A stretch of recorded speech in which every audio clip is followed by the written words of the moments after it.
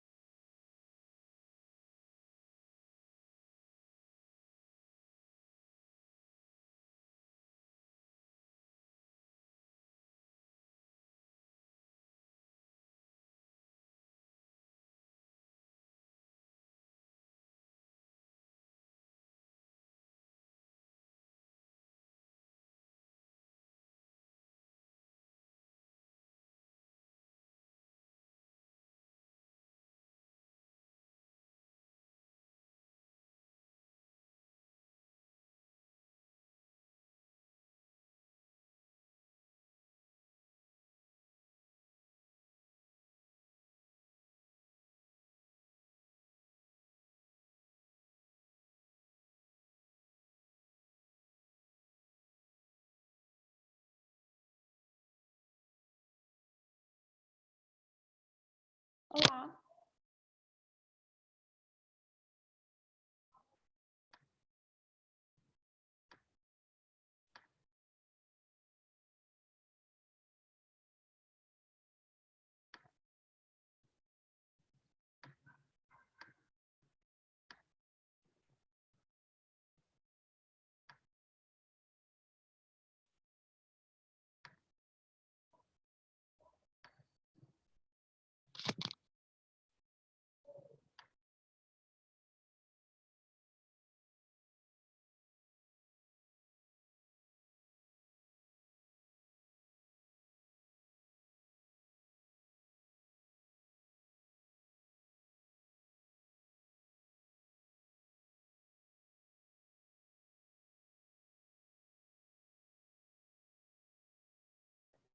Olá, vocês estão me ouvindo?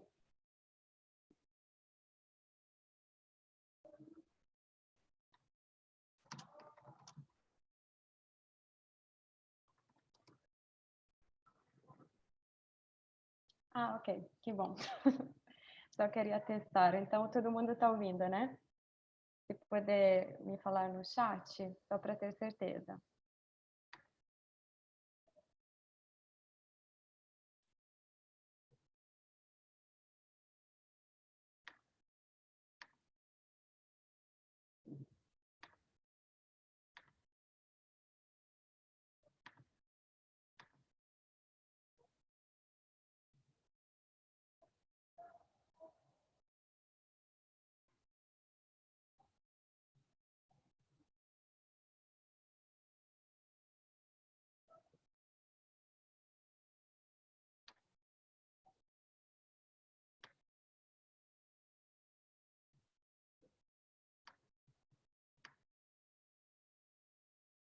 Ok, vamos esperar mais mais uns minutinhos, né, para ver se mais alguém se conecta e depois podemos começar.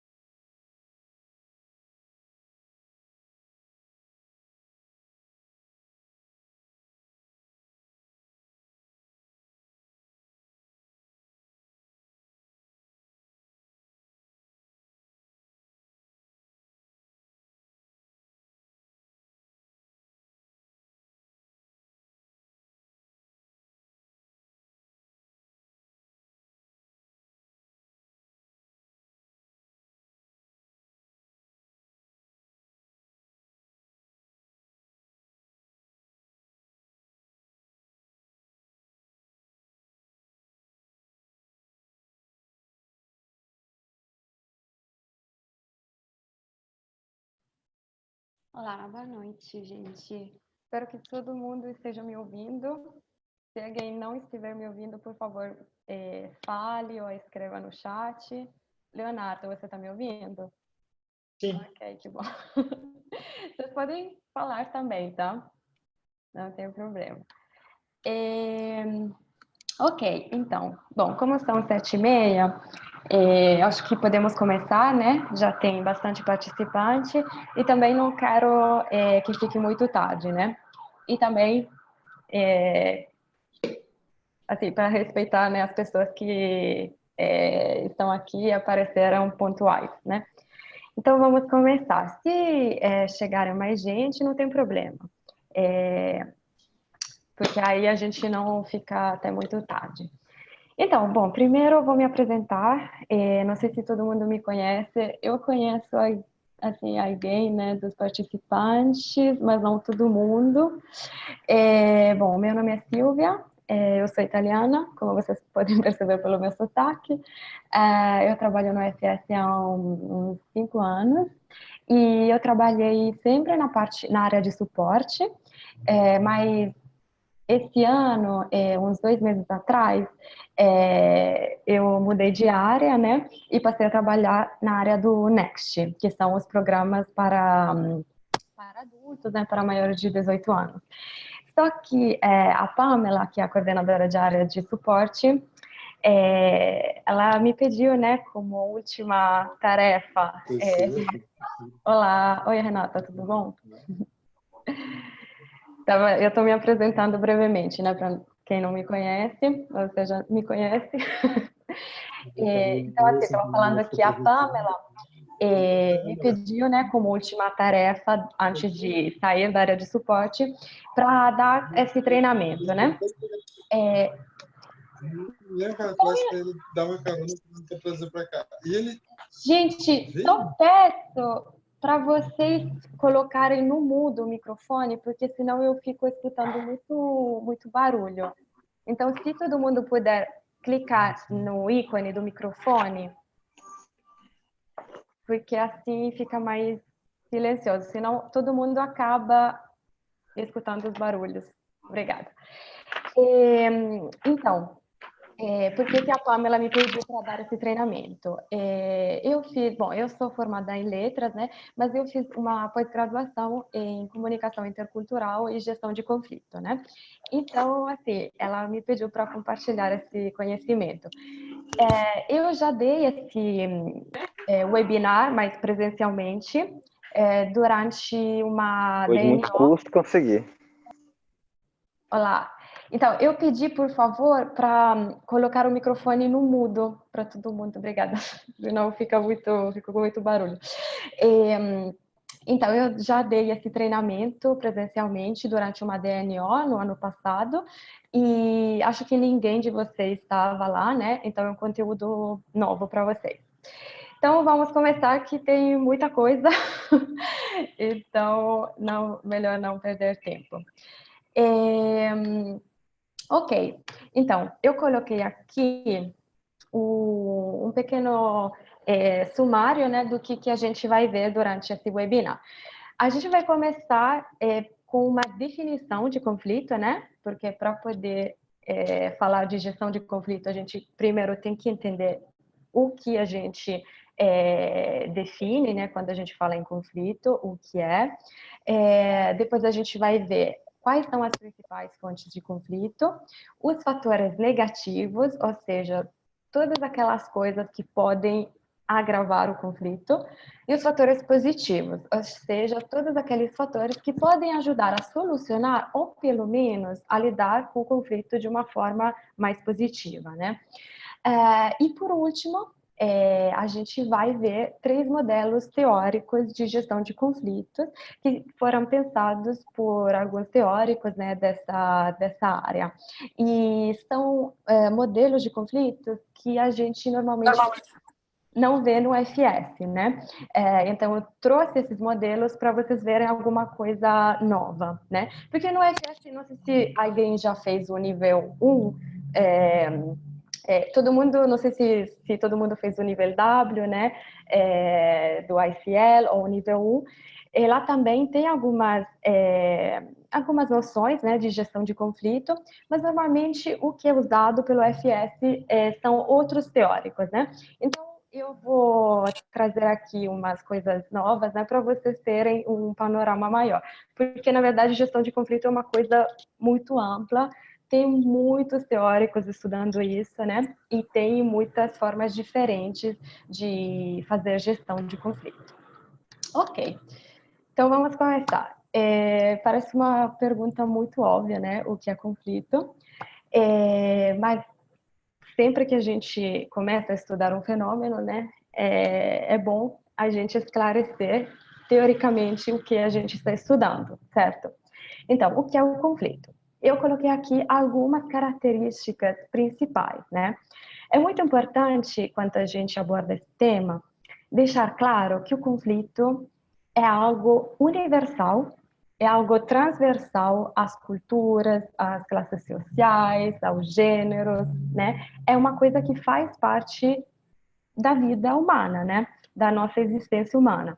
E é uma coisa ineliminável. O conflito sempre vai ter conflito, sempre teve, né, no passado e sempre vai ter no futuro. Faz parte da nossa natureza humana. Então, por que é importante estudar gestão de conflito? Porque o conflito não seja só um momento destrutivo, não seja só associado com a violência, mas para a gente entender que a partir do conflito a gente pode construir algo positivo, a partir de uma crise a gente pode crescer, a gente pode amadurecer e para evitar que o conflito acabe em violência, né? Porque normalmente quando assim, intuitivamente, né, hoje quando a gente fala de conflito, acho que a gente sempre costuma associar o conflito a algo negativo, à agressividade, à violência, mas não necessariamente tem que ser desse jeito, tá? É, e, assim, obviamente tem vários motivos, né, pelos quais os conflitos nascem, mas, de certa forma, podemos reduzir essas razões a uma necessidade, né, que uma pessoa tem, e essa necessidade não consegue ter uma satisfação. Essa necessidade pode ser satisfeita ou por outras pessoas ou pela própria pessoa que está vivendo o conflito, tá? Então, vamos lá. Vamos ver. Bom, agora eu estou passando todos os slides, né? E eu pensei, de repente, em fazer um momento de perguntas depois. Mas, assim, se vocês tiverem umas perguntas, assim, que vocês quiserem colocar no chat, já podem colocar no chat e depois eu vou ler no final, tá bom? Como vocês preferirem. Agora vamos ver quais são as principais fontes de conflito, tá? Então, por que os conflitos podem nascer? A primeira fonte é o interesse, né? Quando duas pessoas ou dois grupos de pessoas querem a mesma coisa e eles começam, então, a entrar em conflito. Esse interesse pode ser um interesse material, pode ser dinheiro, pode ser uma herança, né? Algo material, mas também pode ser alguma coisa abstrata, pode ser uma ideia, pode ser um sentimento, né? Quando alguém quer, está apaixonado por uma pessoa e quer que essa pessoa, né, também fique apaixonado, e não sempre acontece, né? Isso também pode ser causa de conflito. Outra causa de conflito pode ser a frustração, né? A gente tem várias expectativas, várias necessidades, e quando essas expectativas, quando essas necessidades não são, assim, não são correspondidas, né? Aí gera um sentimento de frustração. Esse sentimento de frustração pode acabar em agressividade, tá? Por exemplo, se vocês pensam num casal, onde a mulher sempre pede alguma coisa para o parceiro e o parceiro nunca presta atenção e nunca faz o que a mulher quer. Aí pode ser que essa frustração comece a ficar tão grande, tão elevada, que aí, né, a pessoa pode começar a virar agressiva. Aí podem surgir conflitos dentro dos conflitos, né? Porque aí a agressividade pode tocar coisas que nem fazem parte do conflito inicial, né? Mas a frustração é tanta que aí vão surgindo outros conflitos. Aí temos, como outra causa de conflito, a opinião. Então, nesse caso, seria um conflito entre sistemas de valores, né? Então, estamos num plano mais abstrato. Mas não é porque a gente está num plano mais abstrato que quer dizer que o conflito é menos violento. Aliás, a gente sabe, né, como, por exemplo, os conflitos entre religiões, né, podem gerar guerras, podem gerar terrorismo. Então, também, né, os conflitos de ideias, de valores, podem ter consequências destrutivas. Outra fonte de conflito pode ser o ataque pessoal, né? Quando a gente voluntariamente ou involuntariamente fere as pessoas, né? Fere os sentimentos das pessoas. E às vezes a gente nem se dá conta, né? Eu acho que isso a gente pode relacionar muito bem ao que acontece no FF, né? Porque como a gente tem que lidar com pessoas de várias culturas, né? E como o conceito, né, de ofender alguém varia muito nas culturas. Às vezes, vocês devem saber muito bem, né? Se vocês são conselheiros ou se vocês já hospedaram, né, estudante estrangeiro. Às vezes a pessoa nem se dá conta que o que ela está fazendo está ofendendo a outra pessoa, né? E como última causa, né, eu coloquei aqui o mal-entendido. Isso também acho que tem muito a ver com o que a gente vivencia no FS diariamente, com os nossos intercambistas estrangeiros, porque muitas vezes o conflito não é algo objetivo. Quando você, né, fala sobre o conflito, você não fala sobre o que realmente aconteceu. Você muitas vezes fala sobre o que você interpretou que aconteceu. Isso também pode variar muito, né, com as culturas. Então, a interpretação errada, né, de uma intenção, de um comportamento, de um sentimento, pode causar vários tipos de conflitos. Deixa eu só ver aqui o chat, só para... Porque estou vendo que alguém está escrevendo no chat, só para ver se tem já perguntas. Ok. Alguém falou que o áudio... A Renata falou que áudio e vídeo está travando. Para os outros está ok? Aqui está normal. Não sei, Renata, se é um problema da sua conexão ou da minha conexão. Tá normal. Os outros estão falando que está normal. Então pode ser que seja um problema da sua conexão. Mas está conseguindo acompanhar, mais ou menos? Está sendo gravado? Oi, Rosana. Sim, está sendo gravado também. A gente começou... mas a gente acabou de começar, não se preocupa. Tá, porque eu estava tentando aqui, não estava conseguindo entrar. Não, tudo bem. Só te peço, por favor, de colocar no mudo, porque senão Tá. tem muito barulho de fundo. Obrigada. Mas a gente acabou de começar, você não perdeu quase nada. Ok. Eu comecei, né, falando de forma teórica, né, o que é o conflito, como é definido o conflito, e aqui estava listando quais as principais fontes de conflito. Agora, a gente vai ver quais são os fatores negativos, ou seja, todos aqueles comportamentos, atitudes que podem fazer com que o conflito piore, né? A gente está aqui para ver estratégias para lidar com o conflito de forma positiva. Mas quando a gente está dentro do conflito, quando a gente está envolvido, né, é muito difícil, às vezes, manter a cabeça fria. E acho que, assim, todo mundo vai reconhecer nessa lista de fatores negativos comportamentos que a gente tem, né, quando entra em um conflito. Eu coloquei aqui os fatores por tipologia, né? E por cada tipo de fator negativo, eu coloquei alguns exemplos de comportamentos ou de atitudes, tá? Então, quando você está num conflito, tudo que possa expressar agressividade, falta de consideração ou uma recusa a se comunicar com o outro, são todos fatores que acabam exacerbando o conflito. Ou seja, se você fizer alguma dessas coisas, você não está ajudando. Não importa quem tem razão, quem não tem razão, não é isso, né? A gestão de conflito não se importa com isso. A gestão de conflito é qual é a melhor estratégia para eu lidar com esse conflito de forma positiva.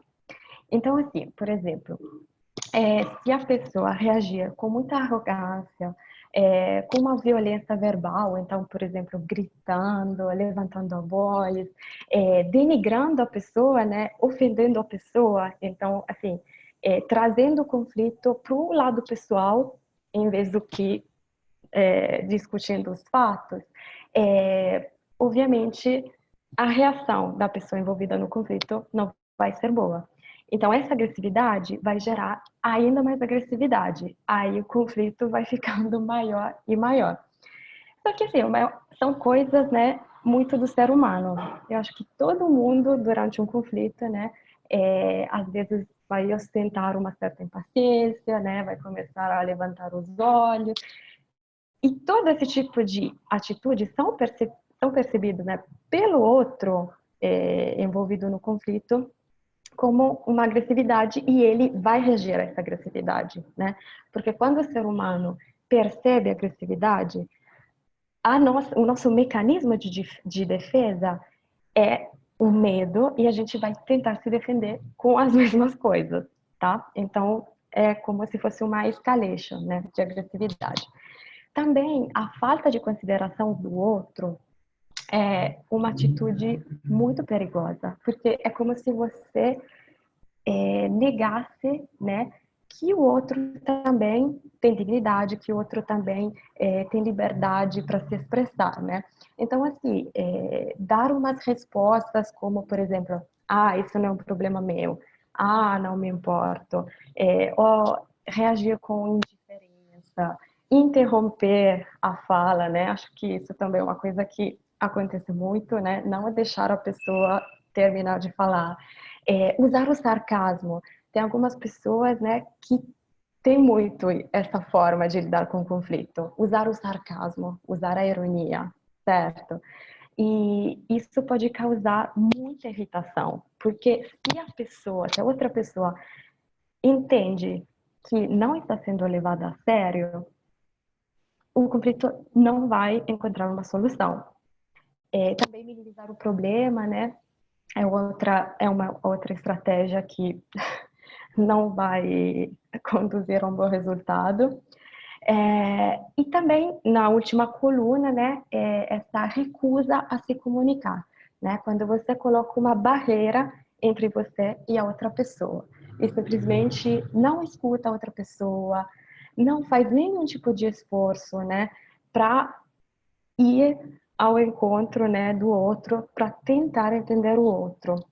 E também outra coisa que não ajuda é simplesmente falar não, sem dar explicações. Isso é uma coisa que até pode ser feita em alguns contextos. Por exemplo, quando você lida com criança, né? Obviamente, com criança muito pequena não dá para a gente explicar exatamente tudo.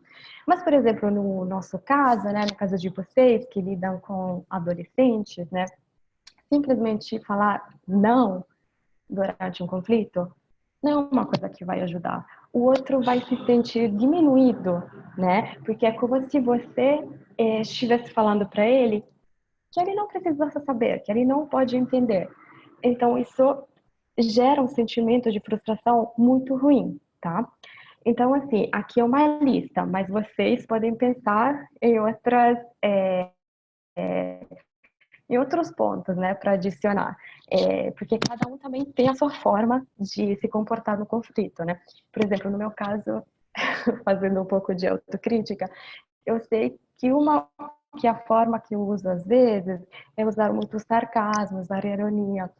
Então, assim, eu percebo como a outra pessoa que está no conflito fica muito irritada com isso. Então, assim, cada um, né, tem que fazer essa autocrítica e entender, será que durante o conflito eu tenho algumas desses comportamentos, eu tenho algumas dessas atitudes e eu percebo que isso só faz com que o conflito fique pior e pior? Porque gestão de conflito também é a gente aprender a fazer autocrítica, né? Porque no final depende muito de nós, do nosso autocontrole, né? Para tentar aplicar, colocar em prática o que pode ser feito, né? Para melhorar a situação. Então, vamos ver. Agora a gente viu o que não ajuda, né? Os fatores negativos. Então, agora vamos ver o que pode ajudar. Vamos ver quais são os fatores positivos que durante o conflito podem ou ajudam, né, a conter a violência, a conter a agressividade, tá? Então, a primeira coisa que acho que essas são coisas também um pouco intuitivas, né? Acho que se vocês aplicaram isso em algum conflito, vocês já devem ter visto como o conflito vai um pouco diminuir, vai se redimensionar um pouco, né? A primeira coisa é a escuta ativa, tá? O conflito tem uma dimensão interativa, ou seja, é você que está tendo esse conflito com alguém, ou dois grupos, né, de pessoas que estão tendo esse conflito. Então, é muito importante dar espaço para o outro, né? Não ficar concentrados só no que a gente quer, porque a gente tem razão. Não. É importante parar e entender também o lado do outro. Mas como que faz isso? A primeira coisa é escutar os outros, né? E quando a gente tá bravo, né, e tá no meio do conflito, é muito difícil. Por isso que eu falei, né, que a gestão de conflito também é uma forma de autocrítica, uma forma de autorreflexão, porque a gente primeiro tem que melhorar, né, para que o conflito possa melhorar. E mesmo que a outra pessoa envolvida no conflito tenha essas atitudes, né, que a gente viu antes, os fatores negativos, por exemplo, se a outra pessoa for muito arrogante, se a outra pessoa gritar, nós temos que manter a calma. A gente tem que escutar. E vocês vão ver como a escuta é em si terapêutica. Porque quando você começa realmente a escutar o outro vai se acalmando. Porque muitas vezes é só isso que a gente quer, né? Ser escutado. Mas tem que ser uma escuta ativa, assim. Você realmente tem que prestar atenção e entender o que essa pessoa está querendo. Também nisso ajuda muito a empatia, né? A empatia vai além da escuta, né? A empatia significa se colocar no lugar do outro. E se colocar no lugar do outro não só no nível intelectual, ok, eu entendi as suas razões. Não é só isso. A empatia vai numa camada mais profunda. É se colocar no lugar do outro e tentar entender as emoções. Porque às vezes o conflito tem muito pouco de racional. Às vezes o conflito é mais uma questão de emoções, de sentimentos.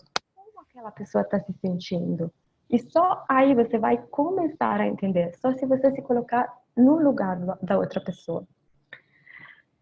Outro problema é a comunicação, porque quando você está vivendo um conflito, é muito difícil você ter lucidez, você ter as ideias claras.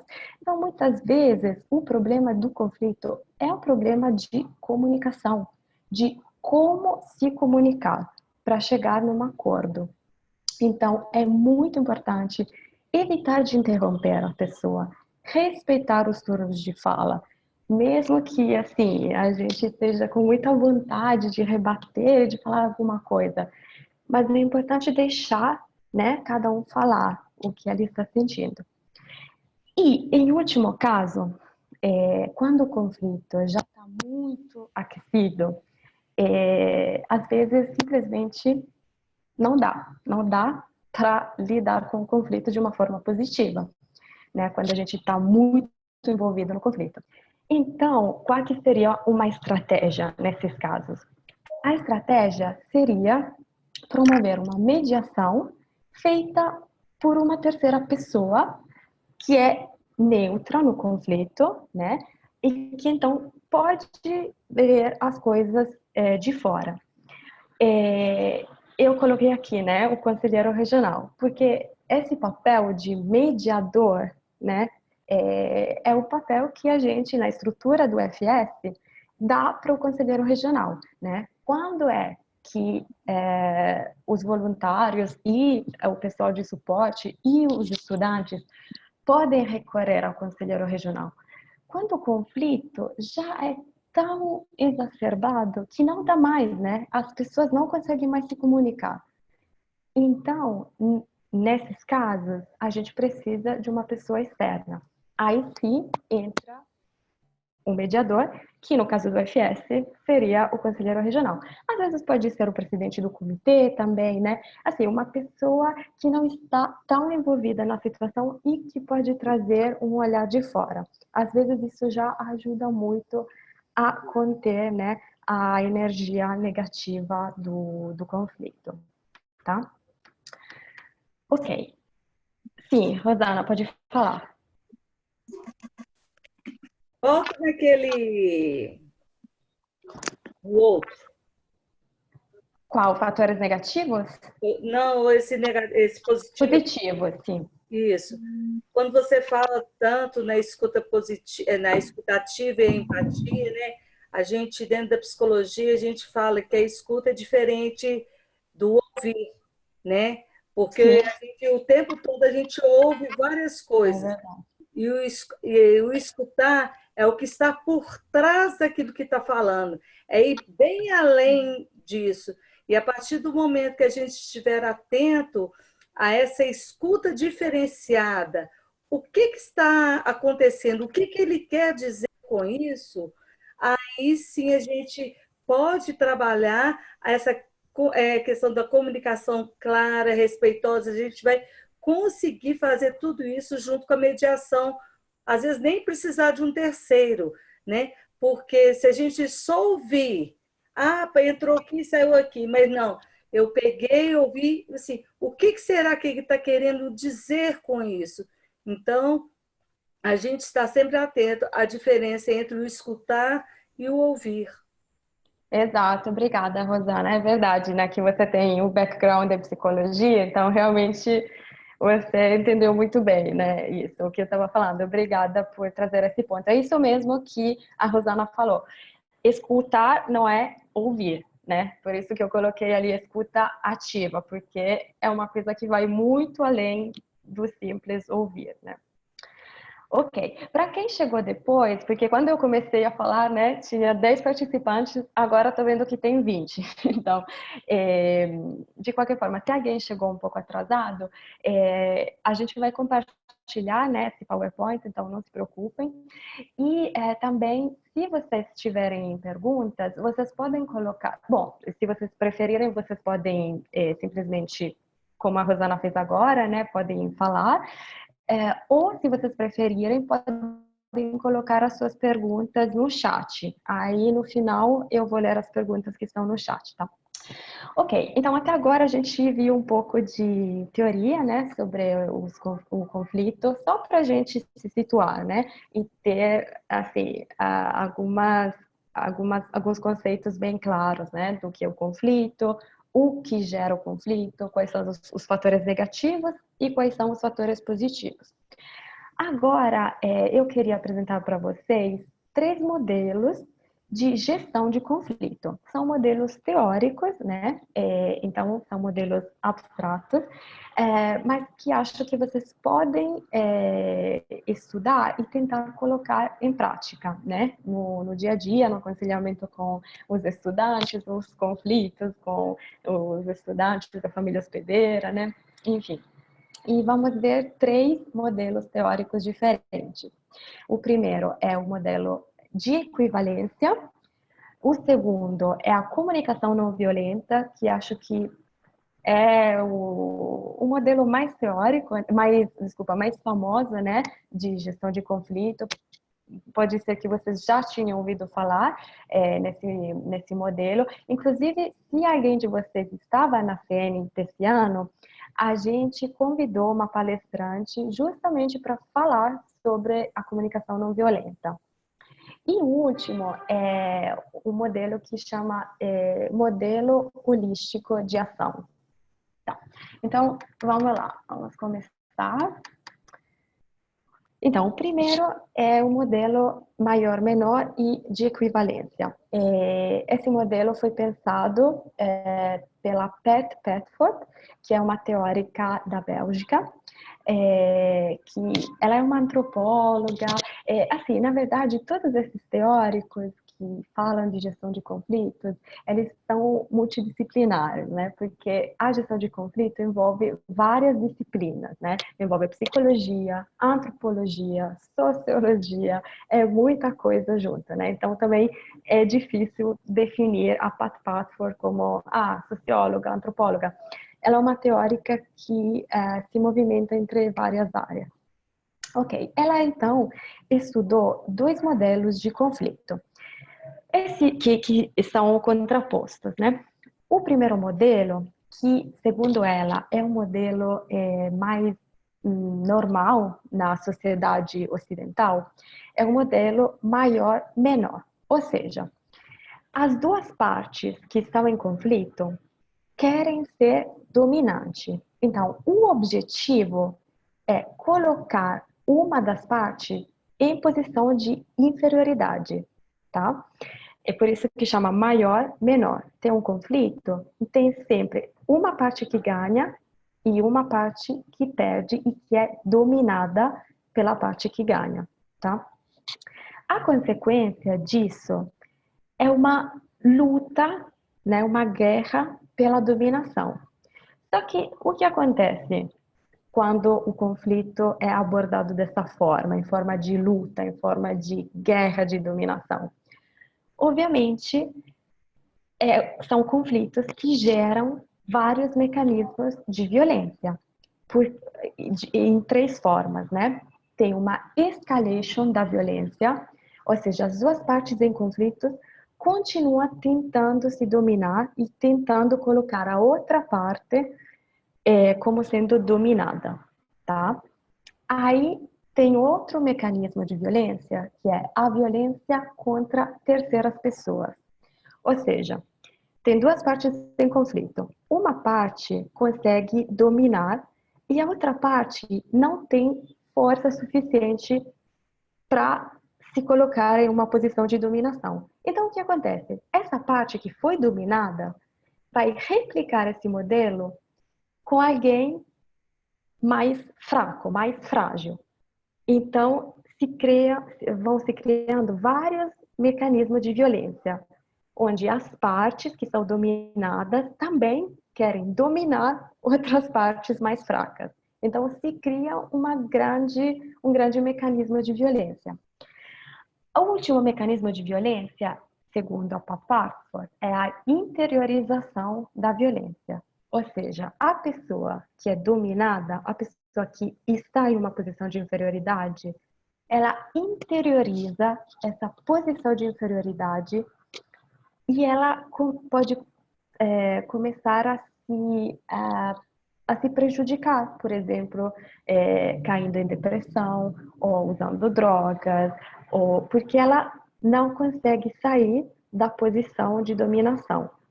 Então, assim, é um modelo extremamente destrutivo, porque tem uma parte que ganha, mas a qual custo, né? A parte que ganha só gera outra violência. Então, a Pat Petford acha que, obviamente, esse modelo não é um bom modelo, né, para gestão de conflito. Então, ela pensou, ok, qual que é um outro modelo que a gente poderia pensar onde o conflito pode ser lidado de forma positiva e não com violência, e não como forma de dominação. Aí, ela pensou nesse modelo que ela chama modelo de equivalência. Por que equivalência? Porque as duas partes que estão em conflito, elas têm igual dignidade. Então, cada parte reconhece a outra parte a possibilidade de expressar as suas posições. Então, a gente não está mais naquela lógica de dominação, né? Mas ambas as partes têm que reconhecer a dignidade da outra. Então, tá, não existe o maior, o menor, não existe o mais forte, o mais fraco, não. Todo mundo é igual e todo mundo tem que expressar as suas razões, tá? Então, o foco nesse modelo é investigar quais são as razões profundas do conflito, né? A gente falou antes que o conflito basicamente é uma necessidade que não está sendo satisfeita. Então, esse modelo foca em entender quais são essas necessidades, o que está acontecendo, por que existe esse conflito e o que as pessoas que estão no conflito estão sentindo. E é importante que as duas partes reconheçam igual valor às necessidades dos outros, tá?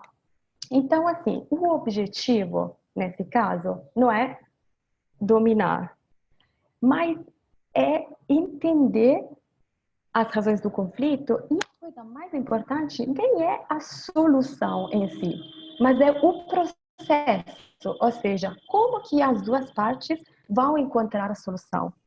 Porque a partir do momento em que, ok, cada um reconhece a necessidade do outro, ok, você tem essa necessidade e eu tenho essa necessidade, como que a gente vai achar uma solução para que todo mundo tenha a sua necessidade satisfeita?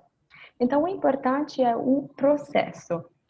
E encontrar a solução vai ter muito a ver com a criatividade. Você vai ter que pensar em alternativas, tá? Então, assim, não é fácil. A gestão de conflito não é algo que você aprende e ter uma solução para tudo e fazer isso, isso, isso e ter um passo a passo.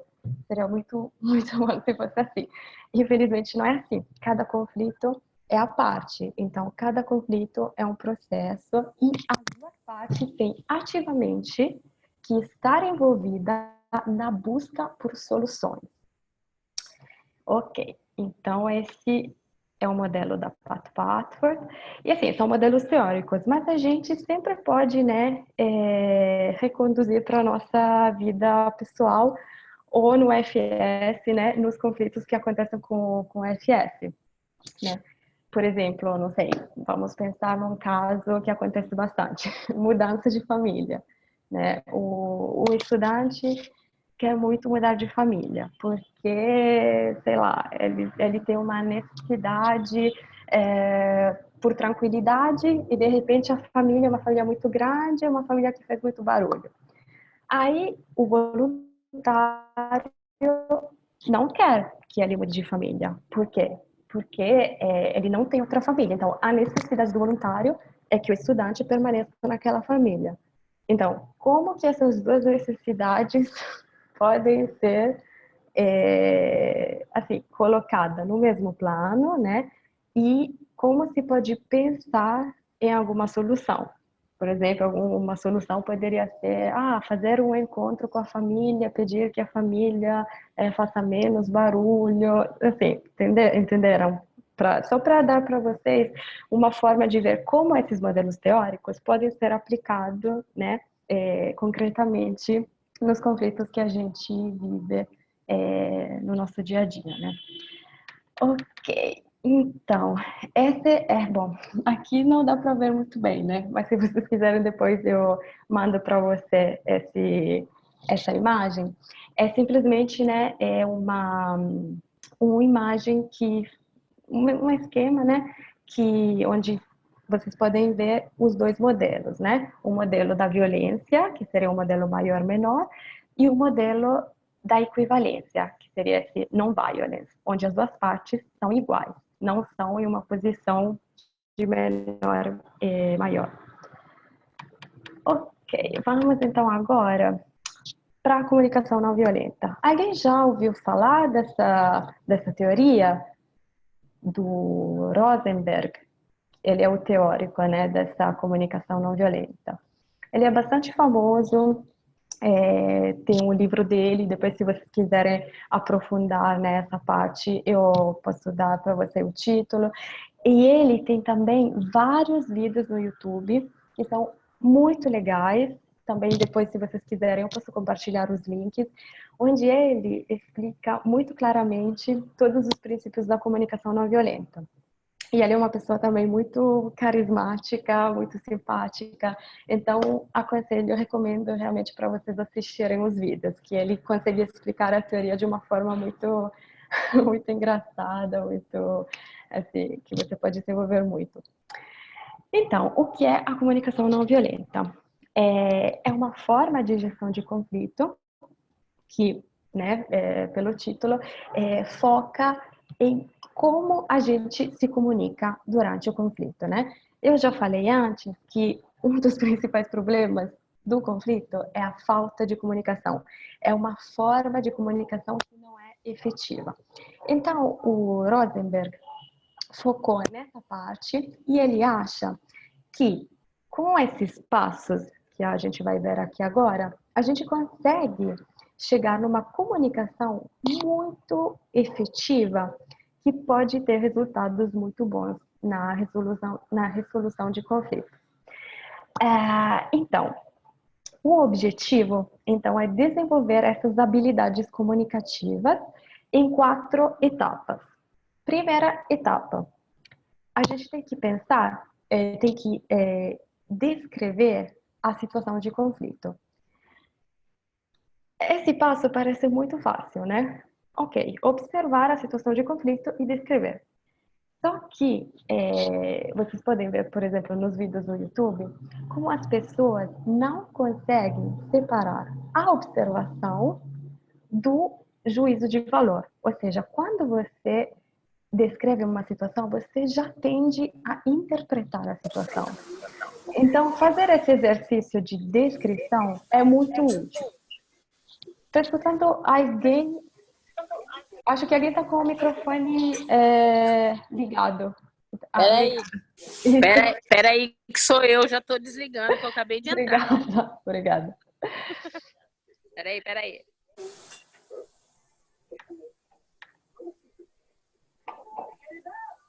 Ok. Gente, não estou conseguindo tirar o microfone, peraí. Peraí, você tem que clicar. Você está vendo o ícone do microfone? Então, não está aparecendo o ícone. Eu sempre uso, mas não está aparecendo o ícone para mim. Que loucura. Okay. Deixa eu ver se eu consigo, então, daqui. Deixa eu ver se eu consigo clicar. Eu não consigo, não sei por quê. Eu deveria conseguir. Eu não sei por que eu não estou conseguindo. Se eu tirar o áudio, eu não escuto você. Agora conseguiu? Acho que conseguiu, né? Deu certo? Deu certo? Não. Silvia, vai falando para ver se eu vai falando para ver se eu consigo te escutar, tá? Tá bom. Aí, ó, tá agora, tá bom. Ok, então. Agora sim, conseguiu. Ótimo, Cris. Ok. Então, a comunicação não violenta. Então, o primeiro passo é a observação e a descrição sem interpretar, só falar os fatos. O segundo passo é o que sentimos, né? Como que essa situação nos faz sentir. Isso também, a gente tem que fazer um esforço para separar os sentimentos das opiniões, tá? Aí, o terceiro passo é entender o que a gente precisa para solucionar esse conflito. Esse também é um passo muito difícil, porque às vezes a gente está dentro do conflito, a gente sabe que a gente está mal nesse conflito, mas a gente não consegue, assim, saber, mas o que eu quero para resolver esse conflito? O que eu posso fazer para resolver esse conflito? Se vocês tentarem fazer esse exercício, por exemplo, se vocês tentarem pensar numa situação de conflito que vocês estão vivendo, pode ser a nível pessoal, pode ser no FS, pode ser no trabalho, e se vocês tentarem fazer esses passos, vocês vão ver como é difícil, às vezes, a gente saber o que a gente quer para resolver o conflito, né? Então, é um exercício também de autorreflexão e de autocrítica, porque muitas vezes a gente não sabe o que a gente quer. Isso também faz com que o conflito não consiga uma solução, tá? Então, esses 4 passos também são uma forma para a gente refletir sobre nós mesmos. Ok. E o último passo, né? Uma vez que a gente conseguiu entender a situação, conseguiu entender como a gente se sente e conseguiu entender, ok, para resolver esse conflito, eu preciso dessa coisa. Aí a gente pode pedir para outra pessoa com a qual a gente está em conflito, pedir, né, o que essa pessoa pode fazer para nos ajudar a resolver esse conflito. Esse pedido tem que ser um pedido mesmo. Não pode ser uma ameaça, não pode ser uma exigência. A gente tem que pedir para a pessoa nos ajudar. Então, também, a gente espera, assim, a comunicação não violenta, para funcionar, tem que ser uma dualidade, né? Tem que ser bilateral. Porque se a pessoa não está pronta para nos escutar, se a pessoa não está pronta a ser empática com a gente, esse modelo também não vai funcionar, certo? Então, é isso. A empatia, né, que a gente já falou da empatia antes, dos fatores positivos, aqui tem um papel muito importante, né?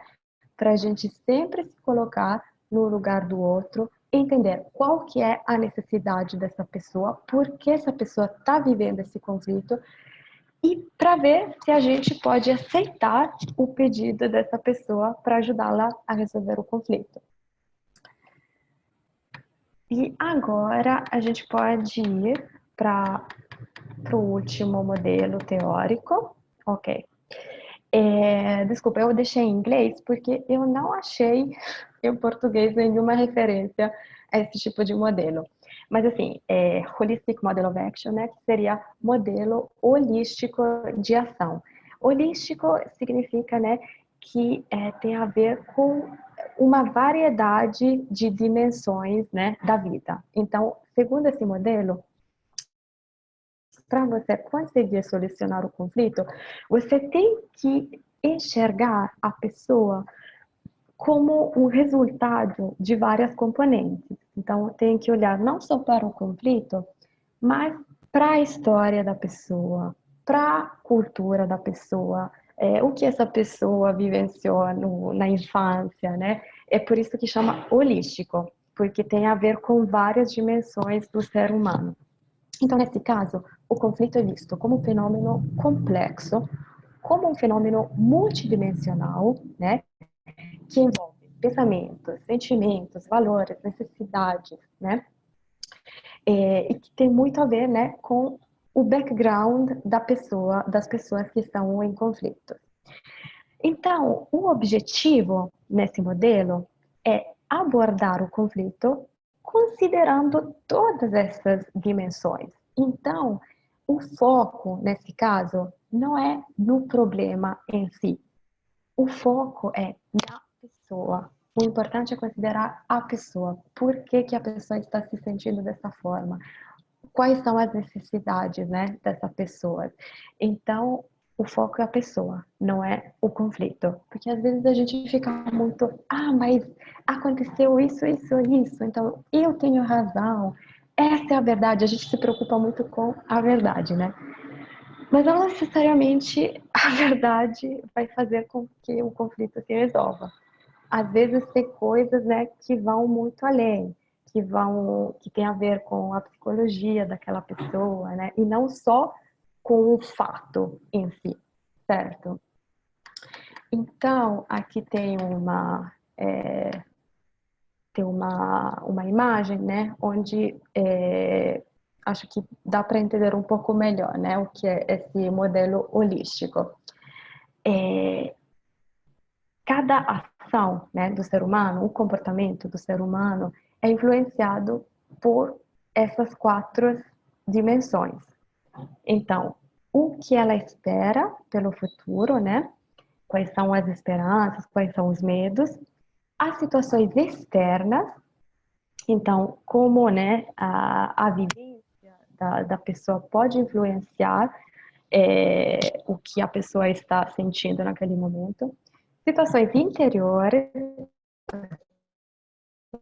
seja personalidade e a história de vida dessa pessoa, porque também, né, a gente é o que a gente vivenciou no passado.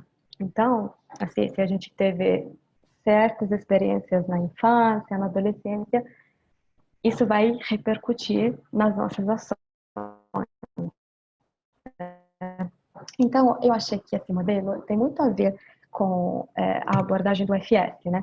Porque, por exemplo, quando a gente lida com conflito entre família hospedeira e estudante, ou escola e estudante, ou às vezes voluntário e estudante, às vezes é tão difícil chegar num ponto de encontro, porque o participante estrangeiro é tão diferente, né? Tem a sua cultura, tem a sua história que a gente não conhece como ele está acostumado na escola lá, a gente não conhece como ele é tratado pela família, se a família dele é rígida, se não é. E quando ele chega aqui, no Brasil, a gente tem que lidar com ele sem conhecer todas essas dimensões, né, da existência dele. E é por isso que acho que às vezes é tão difícil resolver esses conflitos, né?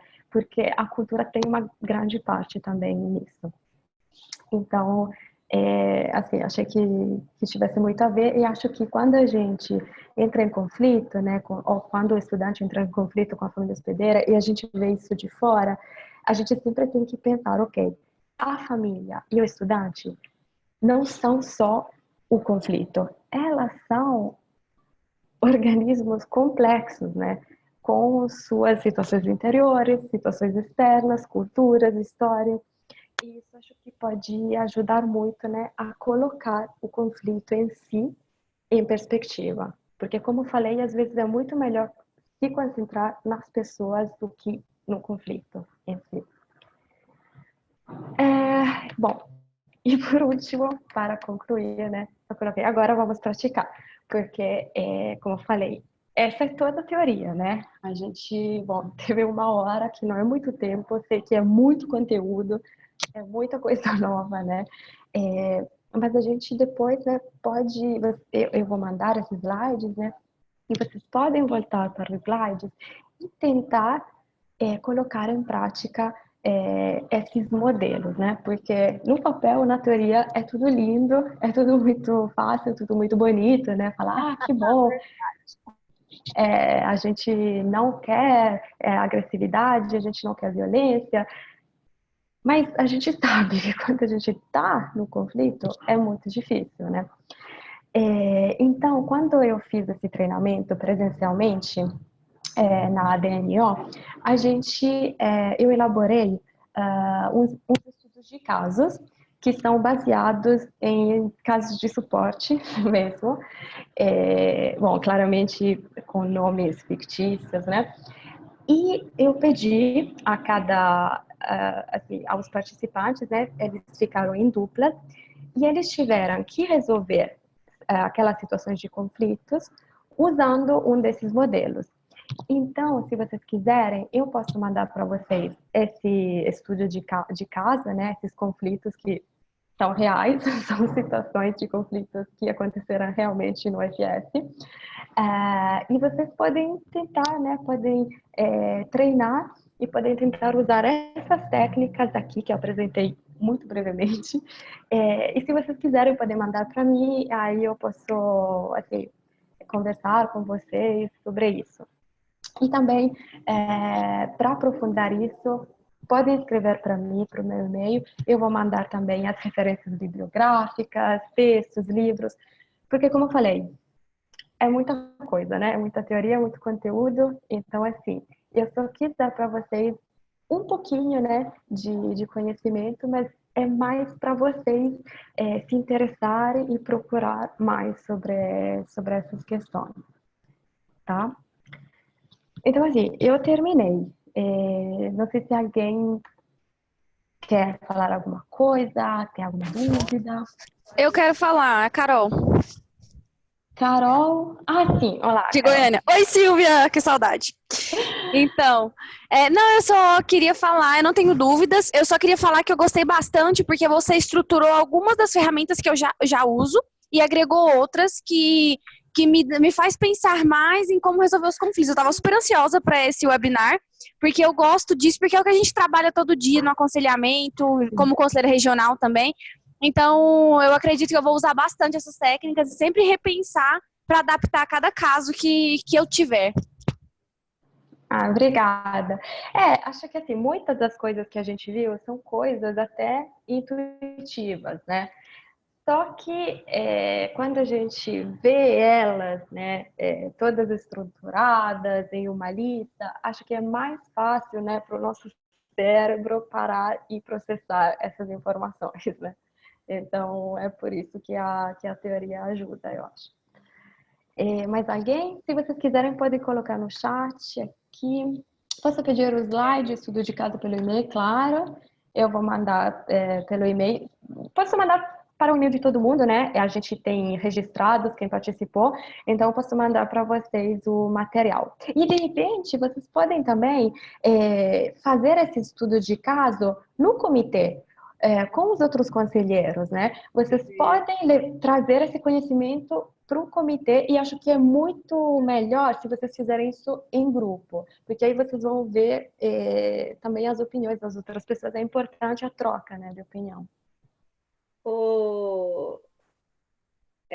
Esqueci seu nome, Silvia.